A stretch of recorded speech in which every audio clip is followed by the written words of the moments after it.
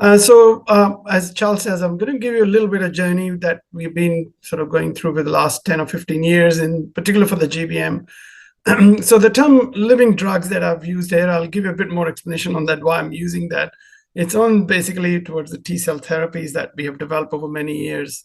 These are my disclosures. And the term living drugs was actually coined by Bruce Levine from the UPenn when all the CAR T technology came into space. And you can see this whole space of cellular therapies have really revolutionized the treatment of hematological malignancies. And now we are trying to sort of bring that whole platform or technology to solid tumors as well. And I was just reading a report just published in December 2023. The cell therapy market is going to reach almost $82 billion by 2032. And I'm sure if you are following the JP Morgan meeting, which recently finished in January, there are companies right, left, and center, putting billions of dollars to make products which will actually be used for all the different type of cancers. As Charles mentioned, our interest has been for a very long time on virally driven cancers. And this is a review was published in Trends in Cancer. And it highlights all the role of the different virally encoded proteins which can drive the malignant process. And we all know that the herpes viruses like EBV and KSHV and other viruses like HPV and HCV and hepatitis B virus are very well known to be associated with different cancers. The new kid on the block is CMV. It still remains highly controversial, no doubt about it, but it is showing some sort of a very unique and unusual mechanism by which the CMV may be playing some role in tumor genesis.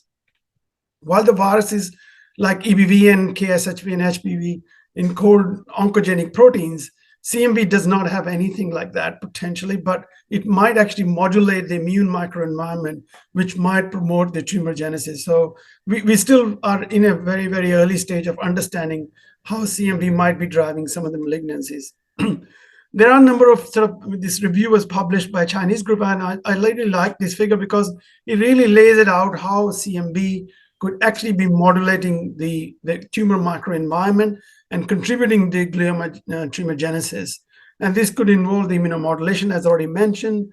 We know the CMV is very, very clever virus to hide against the immune system and can actually can also cause immunosenescence and can also modify the tumor microenvironment by recruiting different type of cells. Here in this case, I'm talking about the M2 macrophages, which secrete cytokines and chemokines, which can shut down the T cell responses. It's a very complex mechanism that has been shown to be working.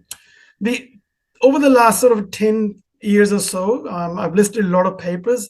A number of strategies has been used to target CMV, including the T cell therapy from our group, using vaccines, dendritic cell vaccine, peptide vaccines, and also the antiviral drugs as well. And all these studies are published, and please, I'll share this slide deck with you. You can have a look at those papers are listed on the right-hand side of the slide. We started our journey almost 10 years ago, and this is, I'm not going to go in big detail. This was the very first adoptive T cell therapy targeting CMV was tested in a recurrent GBM patient. We published that back in 2014. And what the process is that we actually take the blood from the GBM patients, we bring it into that GMP facility, we isolate the white blood cells, and these cells are then stimulated with CMV peptides, which are actually very small 9 amino acid, small fragments, what we call CMV peptide epitopes. And we expand the CMV T cells, then these cells are adoptively transferred. And this study was published, as I said before, in Cancer Research almost 10 years ago. What was two things, very important message I want to get. It was thought that the CMV T cells putting into the patients with the brain tumors might cause very serious complications, but that was not the case. It turns out the CMV T cells were quite safe. But we had something very interesting. 4 of our recurrent GBM patients had a remarkable sort of a long-term survival up to leading almost 10 years. We are still trying to understand why that happened. Some of the work that we have done over recently, I'll share that some of the data, which might provide some clues or some insights into why these patients survive for so long. We then extended that work to conduct another study, which is recently was published in a primary GBM setting. And here again, we also noticed that if those patients who were treated prior to the progression did much better than the ones who had already progressed before they received the treatment, clearly indicating that in both setting, whether it was recurrent or in primary GBM, CMV T cells do provide some sort of a clinical benefit to the patients. And this sort of study is also complemented by, of course, you've seen these studies published by John Simpson's group from the University of Florida, and Joanne Mitchell has been leading some of that work.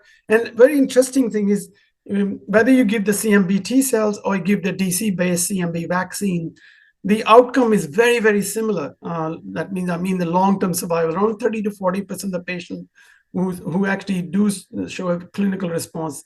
Then we have these 60 to 70% of the patients who don't. And that's what we have been focusing now more recently, trying to understand why that is the case, that some patients do respond, some others don't. And we've tried to look at three different parameters. The one issue we looked at is the microenvironment, the immunological status, that's the immune response of the patient, and very importantly, the drug potency, which is very critical. So all these factors are very critical in determining the clinical response of the patients. What we noticed is that when you transfer the T cells, there had been this dogma in the literature that the T cells, when you adoptively transfer, they would not traffic into the brain. That is not true. CMV T cells or any of the virus-specific T cells or antigen-specific T cells do traffic into the brain. And this is one of the patients who actually we treated with CMV T cells, and he had to go to secondary resection, and we got the tumor in the lab, and we could see that CMV T cells were detected in his blood. But what was remarkable was that we actually compared the T cells that we isolated in the tumor to those T cells which were in the peripheral blood. So what you're seeing in these graphs is the gray and the black bars. Those are the surface marker expression on the CMV specific T cells in the peripheral blood. The blue bars are the T cells that took it out from the brain tumor. Absolutely opposite. The cells which were circulating in the blood had very normal function, but when the T cells that had trafficked into the brain actually upregulated the checkpoint inhibitors to actually, and why that happens, we don't know the precise mechanism, but it looked like that the circulating T cells had a different functional phenotype. The T cells in the brain had a completely different. So we have been asking this question, could we modify these cells to become more effective in vivo as well? And one of the approach we are now testing is that could we give the CMV T cells but combine them with anti-PD-1, because that will actually stop these cells becoming non-functional by having an upregulated PD-1 expression. The other thing which we also noticed that some of those patients who we treated with CMV T cells, they have this very interesting phenomenon called epitope spreading. What I mean by that, while we're only targeting CMV antigens, once the T cells go in and start knocking the tumor cells out, they release some tumor-associated antigens. These are typical antigens like embryonic stem cell antigens or some other antigens. And a number of these patients actually start mounting the immune response to those. And the induction of those epitope spreading seems to be correlating with the clinical response in these patients. The other very fascinating thing we noticed that we actually analyzed the T cells from the patients and noticed there was a very remarkable difference in the gene expression. So what you're seeing is this is a nanostring, which is a technology that we use. And there were two groups of the patients that we noticed. One is called C3 and C1. And the C3 group of patients had T cells which express very high level of cytolytic molecules, which are T cell killer T cell molecules, where the C1 group didn't. When we overlaid this data with the overall survival, what we noticed that the patient who received the C3 T cells had remarkable clinical responses as opposed to the C1 group, and clearly showing that was actually the function of these cells was critically determining the outcome of the patient. And I want to emphasize that the C3 patients and the C1 patient had no difference either in the MGMT status or the IDH2 mutation status. So it was independent of any of those markers. So most of the studies that we had published to date were using the autologous T cell therapy. And a lot of times these had very limited sort of a limitation number of, and that could include that you can actually manufacturing for one cell, one patient, and one therapy. We're now switching to what we call the allogeneic T cell therapy. In this case, we can actually pre-manufacture the T cells. It does not delay the treatment, and you get a much better quality of the T cell product as well. We have been working with the Australian Bone Marrow Donor Registry, and we have developed now a very sort of a robust manufacturing process that will allow us to pre-manufacture the CMV T cells in the lab, in our GMP facility, and cryopreserve these cells. And these can be then shipped to the patient within 24 to 48 hours once we've done that. We have developed also an AI-based algorithm, which we have set up in our lab, that what happens when the patient comes to us with a high-resolution HLA type, we find the appropriate product, and the matching products is taken out of the bank and then shipped to the clinic for T-cell infusion. And going back to what point I was in a few slides back, so we just actually initiated this week a new clinical study where we actually treating patients with CMV T cells alone or in combination with pembrolizumab. This is actually a collaboration with the MSD Australia, where they're providing us the anti-PD-1 antibody. And we have two phases of the study.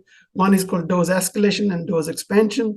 We initiated the dose escalation study. The patient will get allogeneic CMV T cells, 4 doses of that, and then they will have the brain scan, and then they will start pembrolizumab that will continue up to 26 weeks.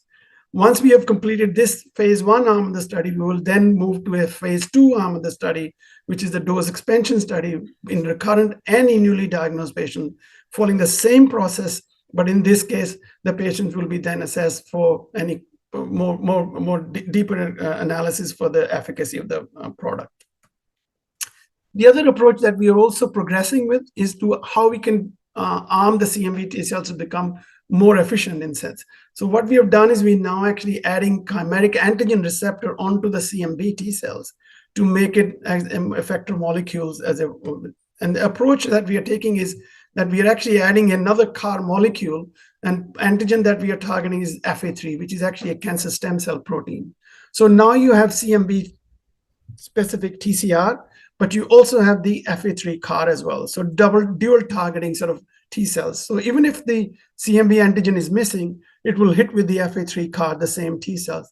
You could ask why we're using CMV T cells. These are actually a pre-primed, pre-trained, highly effector killer T cells. And that's the quality which is very unique to CMV T cells, which you will not see in a typical standard CAR T cells. And we have shown these CMV T cells can traffic into the brain as well. That's the uniqueness of what those cells is.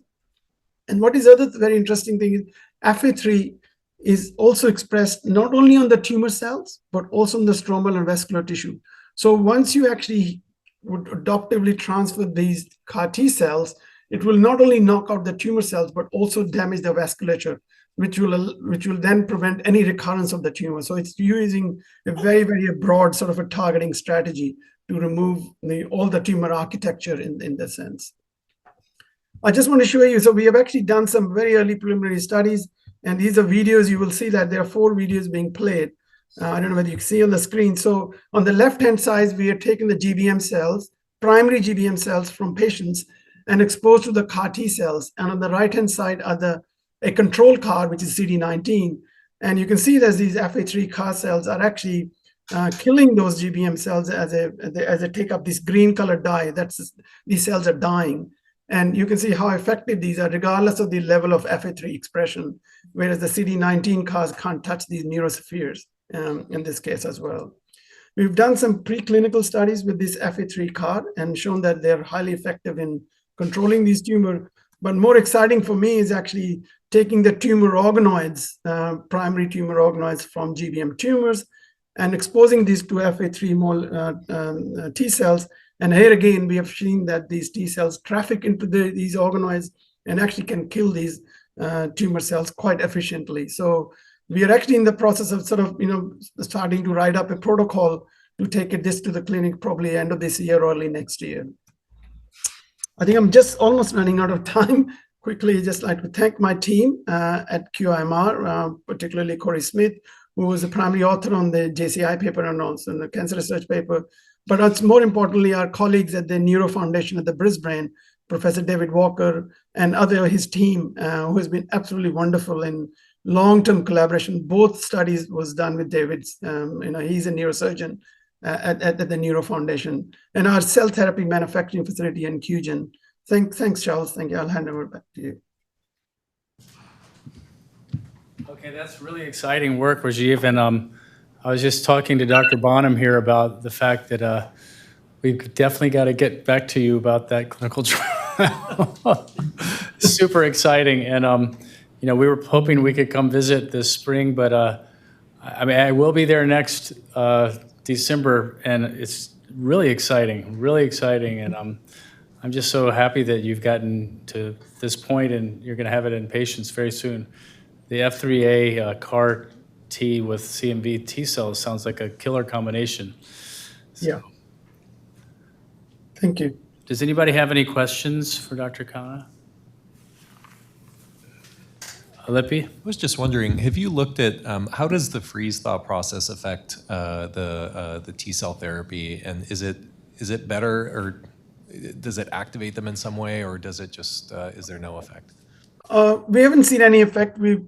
Most of our T cell therapies are frozen and then shipped to the clinic. We've treated close to 300, 400, 350 plus patients and never seen any dramatic change. We do actually do what we call product characterization, pre-freeze and post-freeze, and haven't seen any dramatic differences in the phenotype or functionality. It's just I can say over the last 10 or 15 years, we've worked a lot. Freezing T cells is in itself a science. People make their career on that, and it's a technology that has improved over time. We can now actually, when we're making allogeneic T cells, we can manufacture up to 500 vials of these individual vials and freeze it down without impacting on the quality of those cells, which is quite remarkable. Yeah. And this has been going on with EBV related malignancies, Yes. right? With T cells specific. And so these are matched based on HLA type and then from young healthy donors that are CMV positive, right? Yeah, and it's actually very interesting, Charles. The HLA matching is only to a maximum of 2 alleles. So we don't have to perfectly match with the patient and the T cells. We're just matching 2 HLA class 1 or class 2 alleles. One of that has to be antigens reactive. The other can be of any type. And we have treated now hundreds of patients and never seen any graft versus host disease or any adverse reaction of mismatched adoptive transferring T cells off the shelf. And that has been experienced from multiple groups, from Richard O'Reilly at the MSK, Cleona Rooney, Helen Haslop, and of course, Atara now has their EBV T cell therapy, which is already approved by EMA and probably will get FDA approval within the next few months as well. Very exciting. Well, you'll be hearing from Dr. Bonham and me shortly again. Thank you so much and I hope you have the rest of your Saturday is nice. Thank you. Yeah, thank you. Thank you very much. I think, is Dr. Lawler available? I think we could get him to go since he decided to go later on. Sean?